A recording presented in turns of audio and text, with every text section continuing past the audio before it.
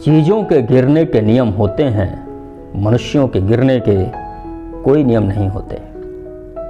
चीज़ों के गिरने के नियम होते हैं, मनुष्यों के गिरने के कोई नियम नहीं होते। लेकिन चीज़ें कुछ भी तय नहीं कर सकती, अपने गिरने के बारे में मनुष्य कर सकते हैं। बचपन से ही ऐसी नसीहतें मिलती रहीं कि गिरना हो तो घर में गिरो, बाहर मत गिरो। यानी चिट्ठी में गिरो, लिफाफे में बचे रहो। यानी आँखों में गिरो, चश्मे में बचे रहो। यानी शब्दों में बचे रहो, अर्थों में गिरो। यही सोचकर गिरा भीतर कि औसत कद का मैं 5.5 फीट से ज़्यादा क्या गिरूंगा। लेकिन कितनी ऊंचाई थी वह कि गिरना मेरा ख़त्म ही नहीं हो रहा। चीज़ों के गिरने की असलियत का पर्दाफाश हुआ 16वीं और 17वीं शताब्दी के मध्य, जहां पीसा की टेढ़ी मीनार की आखिरी सीढ़ी चढ़ता है गैलीलियो और चिल्लाकर कहता है, इटली के लोगों, अरस्तु का कथन है कि भारी चीज़ें तेजी से गिरती हैं और हल्की चीज़ें धीरे धीरे। लेकिन अभी आप अरस्तु के इस सिद्धांत को गिरता हुआ देखेंगे। गिरते हुए देखेंगे लोहे के भारी गोलों और चिड़ियों के हल्के पंखों और कागजों और कपड़ों की कतरनों को एक साथ एक गति से एक दिशा में गिरते हुए देखेंगे। लेकिन सावधान, हमें इन्हें हवा के हस्तक्षेप से मुक्त कराना होगा। और फिर ऐसा उसने कर दिखाया। 400 बरस बाद किसी को कुतुब मीनार से चिल्लाकर कहने की जरूरत नहीं कि कैसी है आज की हवा और कैसा इसका हस्तक्षेप, कि चीज़ों के गिरने के नियम मनुष्यों के गिरने पर लागू हो गए हैं। और लोग, हर कद और हर वजन के लोग, खाए पिए और अघाए लोग, हम लोग और तुम लोग एक साथ एक गति से एक ही दिशा में गिरते नजर आ रहे हैं। इसलिए कहता हूँ कि गौर से देखो अपने चारों तरफ चीज़ों का गिरना और गिरो। गिरो जैसे गिरती है बर्फ ऊंची चोटियों पर, जहाँ से फूटती हैं मीठे पानी की नदियाँ। गिरो प्यासे हलक में एक घूंट जल की तरह, रीते पात्र में पानी की तरह गिरो। उसे भरे जाने के संगीत से भरते हुए गिरो, आंसू की एक बूंद की तरह।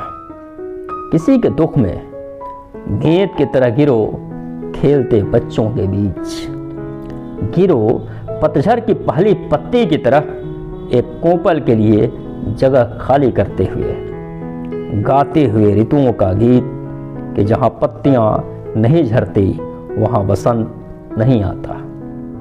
गिरो पहली ईंट की तरह नींव में किसी का घर बनाते हुए। गिरो जलप्रपात की तरह टरबाइन के पंखे घुमाते हुए, अंधेरे पर रोशनी की तरह गिरो। गिरो गीली हवाओं पर धूप की तरह इंद्रधनुष रचते हुए।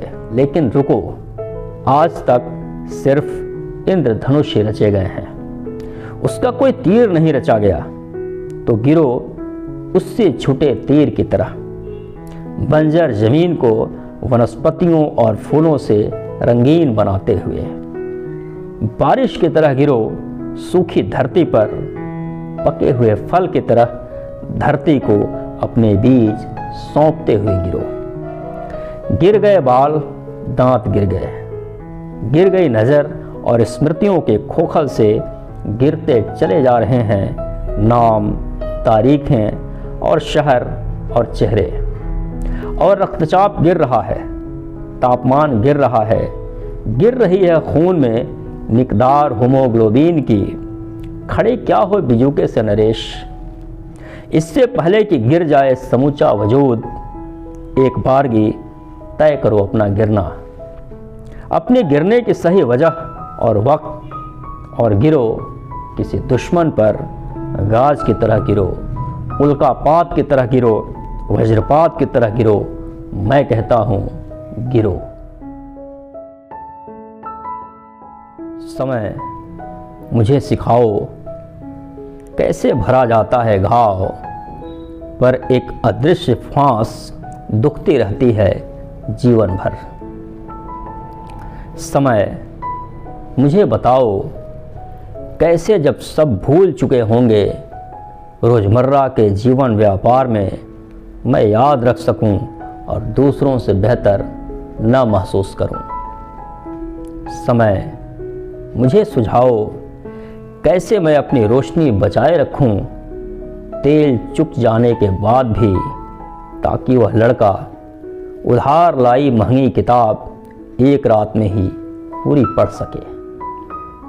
समय मुझे सुनाओ वह कहानी जब व्यर्थ पड़ चुके हों शब्द, अस्वीकार किया जा चुका हो सच और बाकी न बची हो जूझने की शक्ति, तब भी किसी ने छोड़ा न हो प्रेम, तजी न हो आसक्ति, झुठलाया न हो अपना मोह। समय सुनाओ उसकी गाथा जो अंत तक बिना झुके, बिना गिड़गिड़ाए या लड़खड़ाए, बिना थके और हारे, बिना संगी साथी, बिना अपनी यातना को सबके लिए गाए, अपने अंत की ओर चला गया। समय अंधेरे में हाथ थामने, सुनसान में गुनगुनाहट भरने, सहारा देने, धीरज बधाने, अडिग रहने, साथ चलने और लड़ने का कोई भूला बिसरा पुराना गीत तुम्हें याद हो तो समय गाओ, ताकि यह समय, यह अंधेरा, यह भारी असह्य समय कटे, ताकि यह समय, यह अंधेरा, यह भारी असह्य समय कटे।